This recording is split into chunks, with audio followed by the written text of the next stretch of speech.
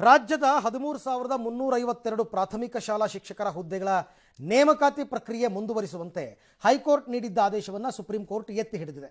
ದ್ವಿಸದಸ್ಯ ಪೀಠದ ಆದೇಶ ಪ್ರಶ್ನಿಸಿ ಸಲ್ಲಿಕೆಯಾಗಿದ್ದ ವಿಶೇಷ ಮೇಲ್ಮನವಿ ಅರ್ಜಿಗಳ ವಿಚಾರಣೆ ನಡೆಸಿದ ನ್ಯಾಯಮೂರ್ತಿಗಳಾದ ಜೆ.ಕೆ. ಮಹೇಶ್ವರಿ ಮತ್ತು ವಿಜಯ್ ಬಿಷ್ಣೋಯ್ ಅವರು ನೇಮಕಾತಿ ಪ್ರಕ್ರಿಯೆಯಿಂದ ಉಂಟಾಗುವ ಸೇವಾ ಸಂಬಂಧಿತ ದೂರುಗಳನ್ನು ಪರಿಹರಿಸುವುದಕ್ಕೆ ಕರ್ನಾಟಕ ಆಡಳಿತ ನ್ಯಾಯಮಂಡಳಿ ಕೆಎಟಿ ಸೂಕ್ತ ವೇದಿಕೆ ಅಂತ ತೀರ್ಪು ಕೊಟ್ಟಿದೆ. ಸೇವಾ ನ್ಯಾಯಮಂಡಳಿಗಳ ವ್ಯಾಪ್ತಿಗೆ ಬರುವ ವಿಷಯದಲ್ಲಿ ಸಂವಿಧಾನದ 226ನೇ ವಿಧಿಯ ಅಡಿಯಲ್ಲಿ ಹೈಕೋರ್ಟ್ಗಳು ರಿಟ್ ಅರ್ಜಿಗಳನ್ನು ಸ್ವೀಕರಿಸಬಾರದು ಅಂತ ನ್ಯಾಯಪೀಠ ಒತ್ತಿ ಹೇಳಿದೆ. ನ್ಯಾಯಮಂಡಳಿಯ ಅಂತಿಮ ತೀರ್ಪಿಗೆ ಅನುಗುಣವಾಗಿ 500 ಮೀಸಲು ಹುದ್ದೆಗಳನ್ನು ಭರ್ತಿ ಮಾಡಬೇಕು ಅಂತ ಪೀಠ ನಿರ್ದೇಶನ ನೀಡಿದೆ. 6ರಿಂದ 8ನೇ ತರಗತಿವರೆಗೆ 13,352 ಶಿಕ್ಷಕರ ನೇಮಕಕ್ಕೆ ಸಾರ್ವಜನಿಕ ಶಿಕ್ಷಣ ಇಲಾಖೆ 2022ರ ಮಾರ್ಚ್ 21ರಂದು ಅಧಿಸೂಚನೆ ಹೊರಡಿಸಿತ್ತು. 2022ರ ಮೇ ತಿಂಗಳಲ್ಲಿ ನಡೆದ ಲಿಖಿತ ಪರೀಕ್ಷೆಯ ಬಳಿಕ ನವೆಂಬರ್ 18ರಂದು ತಾತ್ಕಾಲಿಕ ಆಯ್ಕೆ ಪಟ್ಟಿ ಪ್ರಕಟಿಸಲಾಗಿತ್ತು. ಬಟ್ ಇಲ್ಲೊಂದಷ್ಟು ಗೊಂದಲಗಳಾಗಿತ್ತು. ಯಾಕೆಂದರೆ ಕೆಲವರೆಲ್ಲ ನಮ್ಮದು ಏಜ್ ಬಾರ್ ಮುಗಿದೋಗ್ಬಿಡುತ್ತೆ, ನೀವು ಆದಷ್ಟು ಬೇಗ ಏನಾದ್ರು ಒಂದು ತೀರ್ಮಾನ ಮಾಡಿ ನಮ್ಮನ್ನು ತಗೊಳ್ತೀರಾ ಬಿಡ್ತೀರಾ ನೋಡಿ ಅಂತಂದ್ಬಿಟ್ಟೆಲ್ಲ ಕೇಳಿದ್ರು. ಅದಕ್ಕೆ ಕರೆಕ್ಟು, ಇವಾಗ ಸುಪ್ರೀಂ ಕೋರ್ಟ್ ಕೊಟ್ಟಿರ್ತಕ್ಕಂಥ ಆದೇಶನೂ ಕರೆಕ್ಟು. ಈ ನೇಮಕಾತಿಗಳ ವಿಚಾರದಲ್ಲಿ ದಯವಿಟ್ಟು ಯಾರು ವಿನಾಕಾರಣ ಗೊಂದಲ ಮಾಡಬಾರ್ದು, ಲೇಟ್ ಮಾಡಬಾರ್ದು. ಯಾಕೆಂದರೆ ಕೆಲವರೆಲ್ಲ ಬಾರ್ಡ್ರ್ನಲ್ಲಿರ್ತಾರೆ, 34 ವರ್ಷ 35 ವರ್ಷ ಬಾರ್ಡ್ರಲ್ಲಿರ್ತಾರೆ. ನೀವು 2 ವರ್ಷ ಲೇಟ್ ಮಾಡಿಬಿಟ್ರೆ ಅವ್ರು ಕ್ರಾಸ್ ಆಗಿಬಿಡ್ತಾರೆ, ನಾಳೆ ದಿನ ಅವ್ರಿಗೆ ಅನ್ಯಾಯ ಆಗಿಬಿಡುತ್ತೆ. ಹಾಗಾಗಿ ಕೋರ್ಟ್ ಕರೆಕ್ಟ್ ಈ ತೀರ್ಪನ್ನು ಕೊಟ್ಟಿರೋದು. ಆದಷ್ಟು ಬೇಗ ಪ್ರಕ್ರಿಯೆ ಮುಗಿಲಿ. ರಾಜ್ಯದಲ್ಲಿ ಭಾರಿ ಸದ್ದು ಮಾಡಿದ ಹಿಜಾಬ್ ಪ್ರಕರಣ ಇದೀಗ ನೆರೆ ಕೇರಳದಲ್ಲೂ ಕೂಡ ವಿವಾದದ ಕೇಂದ್ರ ಬಿಂದುವಾಗಿದೆ. ಸರ್ಕಾರದ ಮಧ್ಯಪ್ರವೇಶದ ನಂತರವೂ ಕೂಡ ವಿವಾದ ತಿಳಿಯಾಗಲಿಲ್ಲ.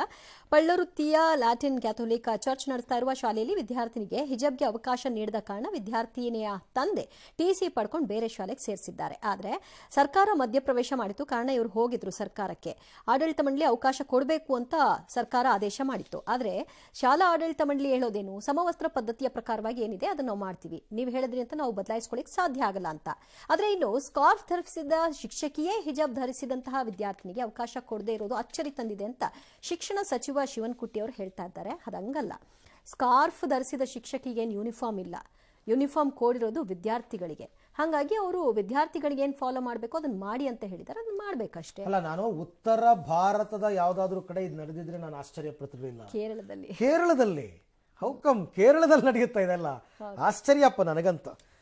ಓಕೆ, ವಿಧಾನ ಪರಿಷತ್ ವಿಪಕ್ಷ ನಾಯಕ ಛಲವಾದಿ ನಾರಾಯಣಸ್ವಾಮಿಗೆ ನೀಡಿದ್ದ ಭದ್ರತೆಯನ್ನು ರಾಜ್ಯ ಸರ್ಕಾರ ವಾಪಸ್ ಪಡೆದಿದೆ. ಅವರಷ್ಟೇ ಅಲ್ಲ, ಮಾಜಿ ಡಿಸಿಎಂ ಕೆಎಸ್ ಈಶ್ವರಪ್ಪ, ಮಾಜಿ ಡಿಜಿಐಜಿ ಶಂಕರ ಬಿದರಿ ನಿವಾಸಕ್ಕೆ ಕೊಟ್ಟ ಭದ್ರತೆಯನ್ನು ಸರ್ಕಾರ ವಾಪಸ್ ಪಡೆದಿದೆ.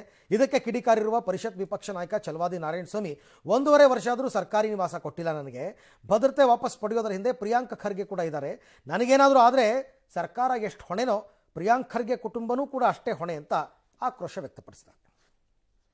ಹೆಚ್ಚು ಕಡಿಮೆ 1.5 ವರ್ಷ ಆಗ್ತಾ ಇದೆ ವಿರೋಧ ಪಕ್ಷದ ನಾಯಕನಾಗಿ. ಇದುವರೆಗೂ ಕೂಡ ನನಗೆ ಸರ್ಕಾರಿ ಗೃಹ ಕೊಟ್ಟಿಲ್ಲ. ಇದೇ ಮಾನ್ಯ ಸಿದ್ದರಾಮಯ್ಯನವರು ವಿರೋಧ ಪಕ್ಷದ ನಾಯಕರು ಇರುವಾಗ ಏನು ಜಗಳ ಮಾಡಿ ಮನೆ ತಗೊಂಡ್ರು. ನಮ್ಮ ಮನೆಗೆ ಬೆಂಗಾವಲು ರಕ್ಷಕರು 3 ಜನ ಪೊಲೀಸನವರನ್ನ ಕೊಟ್ಟಿದ್ರು. ಆದ್ರೆ ಇವತ್ತು ಅದನ್ನ ವಿತ್ಡ್ರಾ ಮಾಡಿದ್ದಾರೆ ಸರ್ಕಾರ. ಇದರ ಹಿಂದೆ ಪ್ರಿಯಾಂಕಾ ಖರ್ಗೆ ಅವರು ಎಲ್ಲರೂ ಇದ್ದಾರೆ. ಏನಾದ್ರೂ ಆದ್ರೆ ಸರ್ಕಾರವೂ ಎಷ್ಟು ಹೊಣೆಯೋ ಪ್ರಿಯಾಂಕಾ ಖರ್ಗೆ ಅವರ ಕುಟುಂಬವೂ ಅಷ್ಟೇ ಹೊಣೆ. ಜೀನಿ ಸ್ಲಿಮ್ ರೆಫರ್ ಮಾಡ್ಬೇಕಾದ್ರೆ ಕಾರಣ ಏನಂದ್ರೆ ವೇಟ್ ಲಾಸ್ ಸಲುವಾಗಿ ನನ್ ಬಾಳ ಜನ ಕೇಳಿದ್ರು. ಫಸ್ಟ್ ನಾನ್ ತಗೊಂಡು ನನಗೆ ರಿಸಲ್ಟ್ ಬಂದ್ಮೇಲೆ ಆಮೇಲೆ ನಾನು ಜೀನಿ ಸ್ಲಿಮ್ ಇನ್ನೊಬ್ಬರಿಗೆ ಪ್ರಿಪೇರ್ ಮಾಡಿದ್. ಸುಸ್ತಾಗೋದು ಕಡಿಮೆ ಆಯ್ತು, ವೀಕ್ನೆಸ್ ಅದು ಏನೂ ಇಲ್ಲ, ಪೂರಾ ಹೆಲ್ದಿ ಅದೇನೆ. ವೇಟ್ ಜಾಸ್ತಿ ಇರೋರಲ್ಲಿ ಏನೇ ಡೌಟ್ ಇಲ್ಲದೆ 100% ಬಳಸಬಹುದು. ಪ್ರತಿದಿನ ನಮ್ಮ ಜೀನಿ ಸ್ಲಿಮ್ ನ ಯೂಸ್ ಮಾಡಿ ಯಾವುದೇ ಸೈಡ್ ಎಫೆಕ್ಟ್ ಇಲ್ದಂಗೆ ನೀವು ಸಣ್ಣ ಆಗ್ತೀರಾ. ಊರು ಕೊಟ್ಟರು ಎಲ್ಲನೂ ತಗೊಂಡಿಲ್ಲ ವಾಪಸ್ಸು. 6 ಕೊಟ್ಟಿದ್ದಾರೆ, ಅದರಲ್ಲಿ ಮನೆ ಸೆಂಟ್ರಿಗಳು ಅಂತ ಕರೀತಾರೆ ಅವ್ರನ್ನ. 3 ಜನರು ತಗೊಂಡಿದ್ದಾರೆ ವಾಪಸ್ಸು. ಆಮೇಲೆ ಯಾಕೆ ಬೇಕು, ಏನು ಅಂತ ಅಗತ್ಯತೆ ಏನಿರುತ್ತೆ? ಈಗಾಗಲೇ ಇವ್ರಿಗೆ 3 ಜನ ಇರ್ತಾರೆ, ಆಲ್ರೆಡಿ ಇರ್ತಾರೆ, ಒಬ್ಬ ಗನ್ ಮ್ಯಾನ್ ಇರ್ತಾರೆ, ಎಲ್ಲ ಕೊಟ್ಟಿದ್ದಾರೆ. ಮನೆ ಕೊಟ್ಟಿಲ್ಲದೆ ಇರೋ ತಪ್ಪು, ನನಗೆ ಗೊತ್ತಿಲ್ಲ ಅದು. ಬಟ್ ಅವಶ್ಯಕತೆ ಇಲ್ಲ ಅಂತಂದ್ರೆ ಬೇರೆ ಕಡೆ ಯೂಸ್ ಮಾಡ್ಕೊಳ್ಳಿ ಬಿಡಿ. ಇನ್ನು ವರ್ಷಕ್ಕೊಮ್ಮೆ ದರ್ಶನ ಕೊಡುವಂತಹ ಹಸ್ನಾಂಬೆ ದರ್ಶನಕ್ಕೆ 8ನೇ ದಿನವೂ ಕೂಡ ಭಕ್ತರ ದಂಡೆ ಹರಿದು ಬಂದಿತ್ತು. 1300 ರೂಪಾಯಿನ ಟಿಕೆಟ್ ಏನಿದೆ ಆ ಸಾಲಿನಲ್ಲೂ ಕೂಡ ಪೂರ್ತಿ ಜನವೋ ಜನ. ದೇವಸ್ಥಾನದಿಂದ ಗ್ರಾಮದೊಳಗಿನವರೆಗೂ ಕೂಡ ಜನರ ಸರತಿ ಸಾಲು ಕಂಡು ಬಂತು. ಭಕ್ತ ಸಾಗರ ಹೆಚ್ಚಾಗಿದ್ದರಿಂದ ಮುಂಜಾಗ್ರತಾ ಕ್ರಮವಾಗಿ ಎಸ್ಪಿ ಮೊಹಮ್ಮದ್ ಸುಜೇತಾ ಬೆಳಗ್ಗೆಯೇ ದೇವಸ್ಥಾನಕ್ಕೆ ಆಗಮಿಸಿ ಭಕ್ತರ ನಿಯಂತ್ರಣಕ್ಕೆ ಬೇಕಾದಂತಹ ಎಲ್ಲಾ ಕ್ರಮಗಳನ್ನು ಮಾಡಿದ್ದಾರೆ. ಇನ್ನು ಎಚ್.ಡಿ. ಕುಮಾರಸ್ವಾಮಿ ಅವರು ಕೂಡ ಇವತ್ತು ಹಾಸನಾಂಬೆಯ ದರ್ಶನವನ್ನು ಪಡ್ಕೊಂಡ್ರು. ಡಿ.ಕೆ. ಶಿವಕುಮಾರ್ ವಿರುದ್ಧ ಟೀಕಾ ಪ್ರಹಾರ ಮಾಡಿದ್ರು.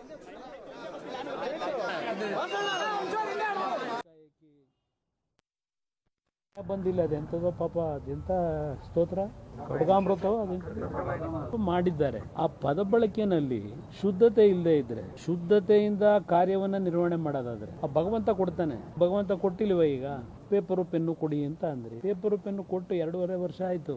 ಬರೀ ಸುಳ್ಳು ಹೇಳೋದು ಬಿಟ್ರೆ ಏನು ಹೇಳ್ತೀರಿ? But for the first time ನಾನು ಕೇಳಿದ್ದು ಇವತ್ತು ಹಾಸನಾಂಬೆ ದೇವಸ್ಥಾನದಿಂದ KSRTC ಬಸ್ ಸ್ಟ್ಯಾಂಡ್ ತನಕ ಹೋಗಿತ್ತಂತೆ ಕ್ಯೂ. ಕೃಷ್ಣ ಬೈರೇಗೌಡರು ಲೈವ್ ಬಂದ್ಬಿಟ್ಟು ಮಾತನಾಡ್ತಾ ಹೇಳ್ತಿದ್ರು, ಧರ್ಮ ದರ್ಶನಕ್ಕೆ ಕ್ಯೂನಲ್ಲಿ ನಿಂತ್ಕೊಂಡ್ರೆ ನಿಮಗೆ 7 ರಿಂದ 9 ಗಂಟೆ ಆಗ್ತಾ ಇದೆ ಅಂತ. ಆಮೇಲಿಂದ ಒಂದು 1000 ರೂಪಾಯಿ ಟಿಕೆಟ್ ತೊಗೊಂಡೋದ್ರೆ ನಿಮಗೊಂದು 6 ಅವರ್ಸ್ ಆಗುತ್ತೆ. 300 ರೂಪಾಯಿ ಟಿಕೆಟ್ ತೊಗೊಂಡೋದ್ರೆ 300 ರೂಪಾಯಿಗೆ 6 ಅವರ್ಸ್ ಆಗುತ್ತೆ. 1000 ರೂಪಾಯಿ ಟಿಕೆಟ್ ತೊಗೊಂಡೋದ್ರೆ 3 ಗಂಟೆ ಆಗುತ್ತೆ ಅಂತ ಅಂದ್ಬಿಟ್ಟು ಆರಂಭದಲ್ಲಿ ಜನ ಇಲ್ಲ ನೋಡಿ, ನಾವು 5 ನಿಮಿಷಕ್ಕೆ ದರ್ಶನ ಮಾಡಿದ್ವಿ, 10 ನಿಮಿಷಕ್ಕೆ ದರ್ಶನ ಮಾಡಿದ್ವಿ ಅಂತ ತುಂಬಾ ಜನ ಈ ವಿಡಿಯೋಗಳು ಮಾಡ್ಬಿಟ್ಟು ಹಾಗೆ ಇತ್ತು. ಆಮೇಲೆ ಜನ ಎದ್ವಾ ತದ್ವಾ. ಆಮೇಲೆ ಕೆಲವ್ರನ್ನೆಲ್ಲ ಮಾತನಾಡಿಸ್ತಾ ಇದ್ದಾಗ ಎಲ್ಲಿಂದ ಬಂದಿದ್ದೀರಿ? ಕಲಬುರಗಿಯಿಂದ. ಎಲ್ಲಿಂದ ಬಂದಿದ್ದೀರಿ? ಬೆಳಗಾವಿಯಿಂದ ಅಂತೆಲ್ಲ ಹೇಳ್ತಾರೆ. ಈ ಪರಿಪ್ರಮಾಣದ ಜನನ ಜಿಲ್ಲಾಡಳಿತ ಕೂಡ ನಿರೀಕ್ಷೆ ಮಾಡಿರಲಿಲ್ಲ. ಇನ್ನು ಕಾವೇರಿಯ ಉಗಮ ಸ್ಥಾನ ಕೊಡಗಿನ ತಲಕಾವೇರಿಯಲ್ಲಿ ಇವತ್ತು ಮಧ್ಯಾಹ್ನ 1 ಗಂಟೆ 44 ನಿಮಿಷಕ್ಕೆ ಸರಿಯಾಗಿ ಮಕರ ಲಗ್ನದಲ್ಲಿ ತೀರ್ಥೋದ್ಭವ ಆಗಿದೆ. ಮುಂಜಾನೆಯಿಂದ ಪ್ರಧಾನ ಅರ್ಚಕ ಗುರುರಾಜಾಚಾರ್ಯ ನೇತೃತ್ವದಲ್ಲಿ ಸಹಸ್ರನಾಮಾರ್ಚನೆ, ಪುಷ್ಪಾರ್ಚನೆ, ಕುಂಕುಮಾರ್ಚನೆ ನೆರವೇರಿಸಲಾಯಿತು. ಪಾದಯಾತ್ರೆ ಮೂಲಕ ಸಾವಿರಾರು ಭಕ್ತರು ಆಗಮಿಸಿದರು. ಮಧ್ಯಾಹ್ನ 1 ಗಂಟೆ 44 ನಿಮಿಷಕ್ಕೆ ಕಾವೇರಿ ಬ್ರಹ್ಮಕುಂಡಿಕೆಯಲ್ಲಿ ತೀರ್ಥರೂಪಿಣಿಯಾಗಿ ದರ್ಶನವನ್ನು ಕೊಟ್ಟರು. ಈ ಮಹಾಪವಿತ್ರ ಕ್ಷಣವನ್ನು ಸಾವಿರಾರು ಭಕ್ತರು ಕಣ್ತುಂಬಿಕೊಂಡ್ರು. ತೀರ್ಥೋದ್ಭವ ಆಗ್ತಾ ಇದ್ದಂತೆ ಸ್ಥಳದಲ್ಲಿದ್ದ ಅರ್ಚಕರು ಭಕ್ತರಿಗೆ ಕಾವೇರಿ ತೀರ್ಥವನ್ನು ಪ್ರೋಕ್ಷಣೆ ಮಾಡಿದರು. ಇನ್ನು ಈ ಶುಭ ಸಂದರ್ಭಕ್ಕೆ ಕೊಡಗು ಮೈಸೂರು ಸಂಸದ ಯದುವೀರ್ ಒಡೆಯರ್, ವಿರಾಜಪೇಟೆ ಶಾಸಕ ಎಸ್ ಎ ಪೊನ್ನಣ್ಣ, ಮಡಿಕೇರಿ ಶಾಸಕ ಮಂಥರ್ಗೌಡ ಹಾಗೂ ನಟಿ ಹರ್ಷಿಕಾ ಪುಣಚ್ಚ, ನಟ ಭುವನ್ ಸೇರಿದಂತೆ ಅನೇಕ ಗಣ್ಯರು ಸಾಕ್ಷ್ಯ. ಕಾಂಗ್ರೆಸ್ ಸರ್ಕಾರದ ಗ್ಯಾರಂಟಿ ಯೋಜನೆಗಳಲ್ಲಿ ಒಂದಾದ ಶಕ್ತಿ ಯೋಜನೆಗೆ ಲಂಡನ್ ಬುಕ್ ಆಫ್ ರೆಕಾರ್ಡ್ ಬಂದಿದೆ ಅಂತ ಸಿಎಂ ಟ್ವೀಟ್ ಮಾಡಿ ಆ ಸರ್ಟಿಫಿಕೇಟ್ ಒಂದನ್ನು ಹಾಕಿದರು. ಆದರೆ ಈ ಟ್ವೀಟನ್ನು ಇವತ್ತು ಡಿಲೀಟ್ ಮಾಡಿದ್ದಾರೆ. ಈ ಸರ್ಟಿಫಿಕೇಟ್ ಬಗ್ಗೆ ಪ್ರಮಾಣ ಪತ್ರದಲ್ಲಿರೋ ಅಕ್ಷರಗಳು ತಪ್ಪಾಗಿ ಈ ಸರ್ಟಿಫಿಕೇಟ್ ಫೇಕ್ ಅಂತ ಸಾಕಷ್ಟು ಜನ ಪ್ರಶ್ನೆ ಮಾಡಿದರು. ಈ ಹಿನ್ನೆಲೆಯಲ್ಲಿ ಇದು ಸಾಕಷ್ಟು ಗೊಂದಲವನ್ನು ಉಂಟು ಮಾಡ್ತಿದೆ ಅಂತ KSRTC ಸ್ಪಷ್ಟಪಡಿಸಿದೆ. ಶಕ್ತಿ ಯೋಜನೆಗೆ 500 ಕೋಟಿ ಮಹಿಳೆಯರ ಉಚಿತ ಪ್ರಯಾಣ ಅಂತಾರಾಷ್ಟ್ರೀಯ ಮಟ್ಟದ ದಾಖಲೆ ನಿರ್ಮಿಸಿದೆ. 1997ರಿಂದ ಅಕ್ಟೋಬರ್ 2025ರವರೆಗೆ ಒಟ್ಟು 667 ರಾಷ್ಟ್ರೀಯ ಮತ್ತು ಅಂತಾರಾಷ್ಟ್ರೀಯ ಪ್ರಶಸ್ತಿಗಳು ಸಿಕ್ಕಿದೆ. ಈ ಬಗ್ಗೆ ಲಂಡನ್ ಬುಕ್ ಆಫ್ ವರ್ಲ್ಡ್ ರೆಕಾರ್ಡ್ನ ಸರ್ಟಿಫಿಕೇಟ್ ಲಿಂಕನ್ನು ಸಹ ಸಾರಿಗೆ ನಿಗಮ ಹಾಕಿದೆ. ಆದರೆ ಲಂಡನ್ ಬುಕ್ ಆಫ್ ರೆಕಾರ್ಡ್ ಜೊತೆ ಪೋಸ್ಟ್ ಮಾಡಿ ಸಿಎಂ ಸಿದ್ದರಾಮಯ್ಯ ಡಿಲೀಟ್ ಮಾಡಿದ್ದು ವಿಪಕ್ಷಗಳಿಗೆ ಅಸ್ತ್ರ ಸಿಕ್ಕಂತ ಆಗ್ಬಿಟ್ಟಿದೆ. ವಿವಾದಕ್ಕೆ ಸ್ಪಷ್ಟೀಕರಣ ಕೊಟ್ಟಿರುವ ಸಚಿವ ರಾಮಲಿಂಗಾರೆಡ್ಡಿ, ಕಂಪನಿಯು UKನಲ್ಲಿ ನೋಂದಾಯಿಸಿಕೊಂಡಿದೆ, ಅದು ನಿರಂತರವಾಗಿ ಕಾರ್ಯನಿರ್ವಹಿಸ್ತಾ ಇದೆ ಅಂತ ಮಾಧ್ಯಮ ಪ್ರಕಟಣೆಯಲ್ಲಿ ತಿಳಿಸಿದ್ದಾರೆ. ಲೋಕಾಯುಕ್ತ ಎಡಿಜಿಪಿ ಎಂ ಚಂದ್ರಶೇಖರ್ ಅವರಿಗೆ ಬೆದರಿಕೆ ಹಾಕಿರೋ ಪ್ರಕರಣದಲ್ಲಿ ಮಾಜಿ ಮುಖ್ಯಮಂತ್ರಿ ಕುಮಾರಸ್ವಾಮಿಗೆ ಬಿಗ್ ರಿಲೀಫ್ ಸಿಕ್ಕಿದೆ. HDK ವಿರುದ್ಧದ ತನಿಖೆಗೆ ಹೈಕೋರ್ಟ್ ನೀಡಿರೋ ತಡೆಯ ಆದೇಶವನ್ನು ರದ್ದುಗೊಳಿಸುವಂತೆ ಸರ್ಕಾರ ಸುಪ್ರೀಂ ಕೋರ್ಟ್ ಮೊರೆ ಹೋಗಿತ್ತು. ವಕೀಲ DL ಚಿದಾನಂದ ಮೂಲಕ ಸಲ್ಲಿಸಿದಂತಹ ವಿಶೇಷ ಮೇಲ್ಮನವಿ ಅರ್ಜಿ ವಿಚಾರಣೆ ನಡೆಸಿರುವಂತಹ ಪೀಠ, ರಾಜಕೀಯ ಹೋರಾಟಗಳಿಗೆ ಯಾಕೆ ನ್ಯಾಯಪೀಠವನ್ನು ಬಳಕೆ ಮಾಡಿಕೊಳ್ತೀರಿ ಅಂತ ಸರ್ಕಾರಕ್ಕೆ ಚಾಟಿ ಬೀಸಿದೆ. ಇನ್ನು ವಿಜಯಪುರ ಜಿಲ್ಲೆಗೆ ಪ್ರವೇಶ ನಿರ್ಬಂಧ ಪ್ರಶ್ನಿಸಿ ಕನ್ನೇರಿ ಮಠದ ಕಾಡಸಿದ್ದೇಶ್ವರ ಶ್ರೀ ಸಲ್ಲಿಸಿದ್ದ ಅರ್ಜಿಯನ್ನು ಕಲಬುರಗಿ ಹೈಕೋರ್ಟ್ ಪೀಠ ವಜಾ ಮಾಡಿದೆ.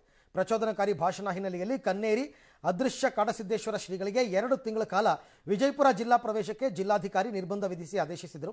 ಇನ್ನು ಸ್ವಾಮೀಜಿಗಳು ಲಿಂಗಾಯತ ಸಮಾಜದ ಭಾವನೆಗೆ ಧಕ್ಕೆ ತರೋ ಕೆಲಸ ಮಾಡ್ತಿದ್ದಾರೆ ಅಂತ ಆರೋಪಿಸಿ ಧಾರವಾಡ, ಗದಗ, ಬೆಳಗಾವಿಯಲ್ಲಿ ಪ್ರತಿಭಟನೆಗಳು ಕೂಡ ನಡೆಯಿತು. ರಾಷ್ಟ್ರೀಯ ಬಸವದಳ ಹಾಗೂ ಬಸವ ಕೇಂದ್ರದ ಸದಸ್ಯರು ಧಾರವಾಡ ಜಿಲ್ಲಾಧಿಕಾರಿ ಕಚೇರಿ ಎದುರು ಪ್ರತಿಭಟನೆ ನಡೆಸಿದರು.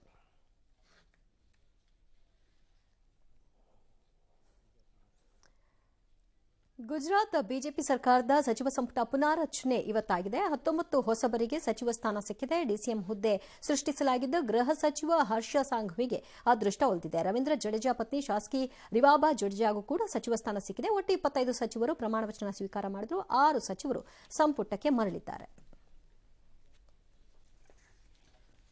ಭ್ರಷ್ಟಾಚಾರ ಕೇಸಲ್ಲಿ ನೋಡಿ 8 ಲಕ್ಷ ಲಂಚ ತಗೊಳ್ಳೋಕೆ ಹೋಗಿ ಸಿಕ್ಕಾಕೊಂಡು ಕೋಟಿಗಟ್ಟಲೆ ಹೊರಗೆ ಬಂದಿದೆ ನೋಡಿ. ಇಲ್ಲಿ ಭ್ರಷ್ಟಾಚಾರ ಕೇಸಲ್ಲಿ ಪಂಜಾಬ್ನ ರೋಪರ್ ವಲಯ IGP ಹರಿಚರಣ್ ಸಿಂಗ್ ಭುಲ್ಲರ್ನನ್ನು CBI ಬಂಧಿಸಿದ್ದು 14 ದಿನ ನ್ಯಾಯಾಂಗ ಬಂಧನ ವಿಧಿಸಲಾಗಿದೆ.